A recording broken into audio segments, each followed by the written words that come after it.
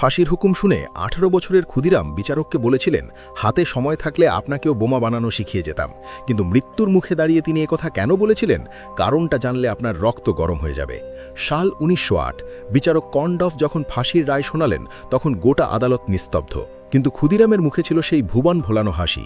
বিচারক অবাক হয়ে ভাবলেন, ছেলেটা হয়তো বোকা বা ফাঁসির মানে বোঝেনি। তিনি জিজ্ঞেস করলেন, কি হে, হাসছ যে? রায়টা কি বুঝতে পেরেছ? ক্ষুদিরাম তখন বুক চিতিয়ে উত্তর দিলেন, আজ্ঞে হ্যাঁ সাহেব, বুঝেছি। তারপর তিনি সেই ঐতিহাসিক কথাটি বললেন, হাতে যদি আরেকটু সময় পেতাম, তবে তোমাকেও শিখিয়ে দিয়ে যেতাম দেশি বোমা কি করে বানাতে হয়। বিচারক চমকে উঠলেন। কেন বলেছিলেন তিনি কথা? তিনি আসলে ব্রিটিশদের বুঝিয়ে দিয়েছিলেন, আমাকে মেরে তোমরা বিপ্লব আটকাতে পারবে না। বোমা বানানোর বিদ্যে এখন বাঙালির ঘরে ঘরে পৌঁছে গেছে। আমার মৃত্যু হাজারটা ক্ষুদিরাম তৈরি করবে। তিনি ভয় দেখাতে চেয়েছিলেন যে ভারত আর ঘুমিয়ে নেই। সেদিন বিচারকের মুখ ভয়ে সাদা হয়ে গিয়েছিল। মৃত্যুকে যিনি পায়ের ভৃত্য মনে করতেন, সেই বীর শহীদের জন্য একটা লাইক তো দেওয়াই যায়। আর কমেন্টে একবার গর্ব করে লিখুন, জয় হিন্দ।